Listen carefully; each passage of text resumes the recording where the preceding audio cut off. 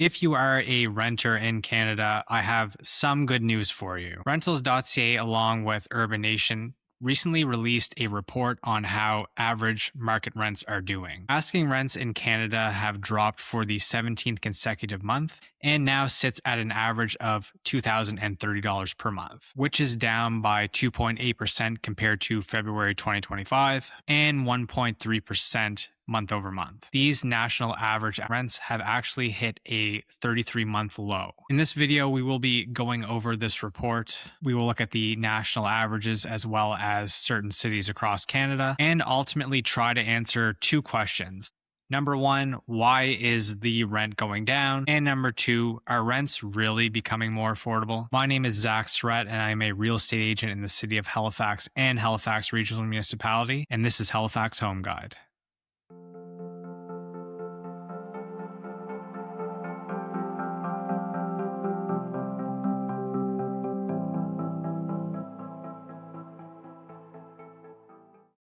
Now, before we get into this, I want to hear from you in the comments section below. Let's see if you can guess which Canadian city currently has the highest average asking rents. And while you're at it, if you haven't yet, I'd really appreciate if you would hit the subscribe button. Also, don't forget to hit that notification bell so you don't miss out on any future videos if you like this content. And if you are looking at ditching your landlord and becoming a homeowner yourself, you can click the first link in the description and book a 30-minute phone call with me, and I can help you come up with a plan on how to get there. So the first thing I wanted to point out is that I don't think that this is necessarily a seasonal thing. It is a bit more of a market correction. And the reason why I say that is because that this is based off of year over year, and we've been seeing these rents trend downward for some time now. This report actually goes into quite a bit of detail. I'm not going to cover every single part of it, but I will grab the highlights for you. First, we will look at Canada as a whole and break it down by property class. Now, the report breaks down into three different types of property classes, that being purpose-built rental apartments, condo rental apartments, and other secondary rentals. The most resilient was purpose-built rentals, which saw an annual change of 1.9%, with condo rental apartments suffering the biggest decrease at 5.1%, followed by other secondary rentals, which saw a decrease of 4.5%. Every class had decline except for a 3-bedroom, which actually rose by 0.6%, with the biggest decrease being 1-bedroom apartments, which decreased by 3.5%. As far as provinces go,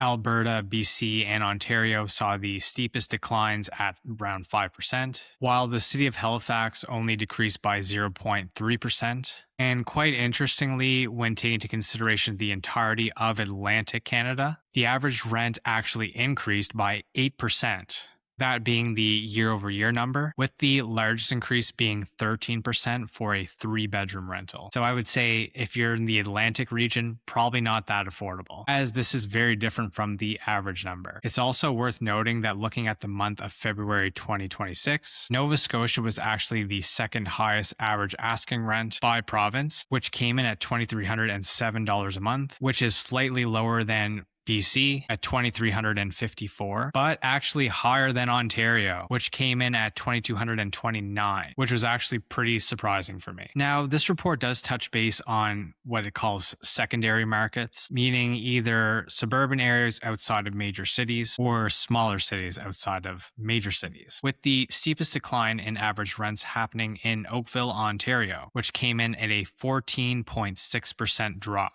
followed by New Westminster at 12.8% and Vaughan at about 10%. Now, what about the city with the highest average rent? And this would go to North Vancouver with an average rental asking price of $2,969. This is followed by the city of Vancouver. Now, Etobicoke came in at number 9, followed by Mississauga at number 10. And here in my market in Halifax, it came in at number 17 overall, which brings us to our affordability segment of this video, which could be some positive news for some people, but I understand that that could be very different depending on what market you are in. For the first time in 6 years, the average rent to income ratio has dropped to 29%, which is slightly better than the 30% benchmark. But based on the conversations that I've been having, people don't really get the sense, or at least it doesn't feel like things are more affordable. I think it's important to mention here that while it is better, it is still really high compared to pre-pandemic levels, which leads us to the second question I wanted to address. Why is this happening? Well, the president of Urban Nation states that Canada is going through the largest downturn in recent history when it comes to average rents, which could be caused by an increase in supply and a softening demand. I think that most of us can agree here that the real problem is finding affordable places to rent, but a lot of these new built rentals actually have very expensive rents. Just 2 or 3 years ago,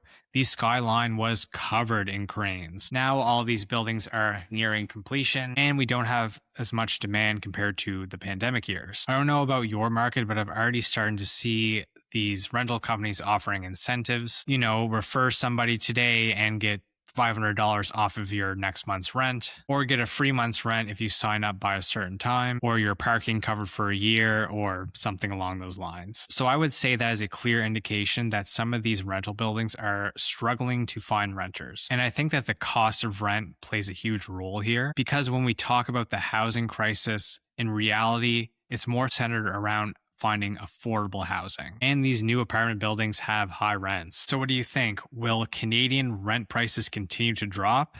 Well, I know one kind of rent that's definitely not going down, and that is mini home park rent. You'll definitely want to check out this video below. Thanks for watching.